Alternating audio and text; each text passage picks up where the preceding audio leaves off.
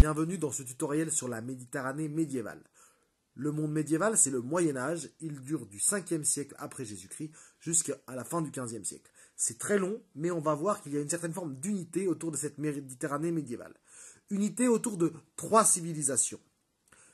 Premièrement, les arabo-musulmans.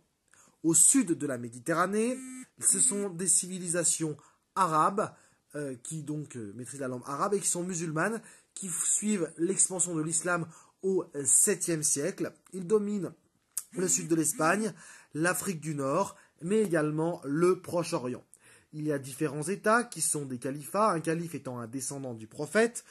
Ces États sont nombreux. Il y a le califat omeyyade du 8e au 11e siècle en Espagne. Il y a le califat fatimide autour du Caire en Égypte. Et il y a les abbassides autour de Bagdad et de Damas. Cette civilisation connaît une apogée à cette époque-là avec des savants comme Averroès à Cordoue et développe ces sciences, les sciences arabes, dont il nous reste la célèbre algèbre. Au nord, nous avons les chrétiens d'Occident qui dominent le nord de l'Espagne, la France et l'Italie, maîtrisés religieusement par le pape qui est le chef religieux. Il y a là aussi différents États, mais autour de l'an 800, l'empire carolingien domine cet espace. Ensuite, il y aura le Saint-Empire romain germanique, les États du pape en Italie, mais le royaume de France connaîtra lui aussi un essor vers le 11e siècle et 12e siècle et l'arrivée des Capétiens. C'est donc une société ici qui est empreinte de religion, une société féodale dans laquelle les seigneurs ont un pouvoir sur des vassaux. C'est un système donc hiérarchique vassalique. Et il y a également les paysans qui sont des serfs et qui vivent. C'est un système social extrêmement encadré par une domination de cette noblesse d'épée.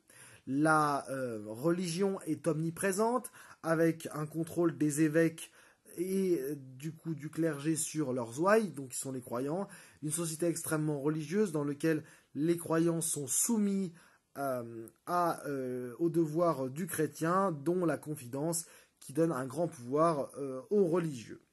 Enfin, autour de la Grèce et de la Turquie actuelle, nous avons l'Empire byzantin, dirigé par l'empereur, c'est l'héritier de l'Empire romain, il se nomme le Basileus. La religion est orthodoxe depuis le grand schisme de l'an 1054.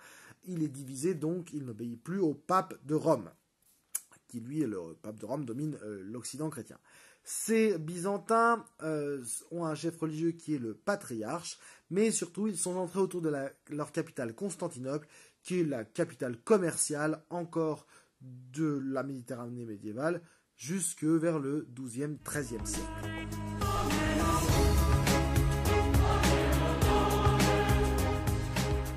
Ces 3 civilisations connaissent des interactions.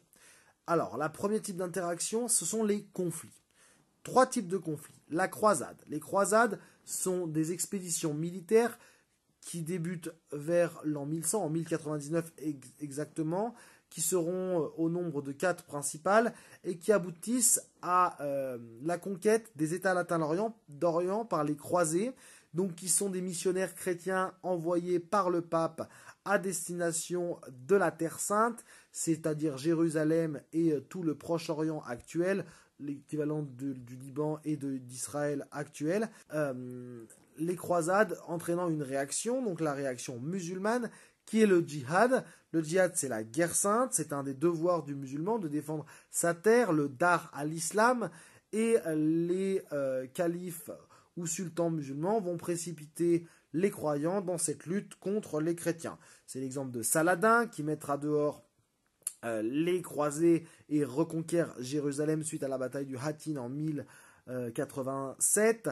Mais après l'an 1100, il n'y a plus d'État latin d'Orient considérable, l'an 1200, excusez-moi, et ces États latins d'Orient se réduisent progressivement.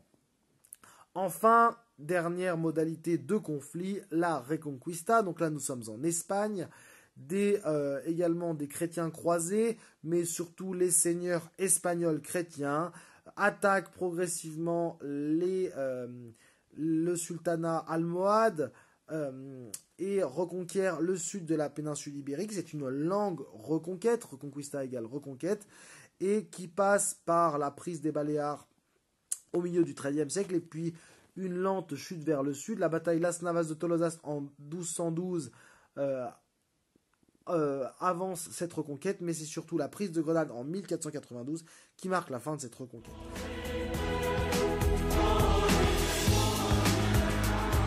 Des conflits, il faut le noter, mais aussi beaucoup de relations. Ces conquêtes et ces croisements de civilisations entraînent des mélanges et des sociétés qui se côtoient. Déjà, dans le monde musulman, il y a une certaine forme de tolérance au travers le statut de dhimmi qui permet aux chrétiens et aux juifs de coexister dans le monde musulman en ayant une protection. Les fatwas d'ailleurs de l'époque, qui sont des actes juridiques, montrent cette tolérance qui était effectivement reconnue par les souverains. On a d'ailleurs des juifs qui se mettent au service des califes fatimides, par exemple, de manière fréquente.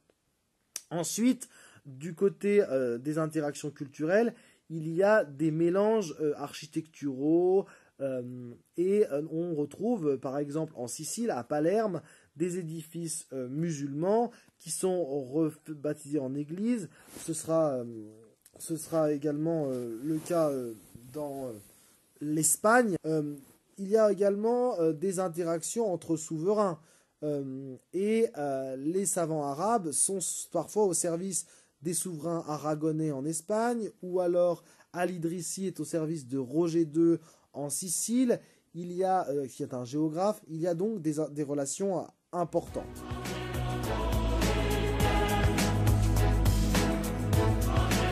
Enfin, parmi ces relations, il y a les relations commerciales. La Méditerranée est un espace de commerce dans lequel il y a une circulation de marchandises.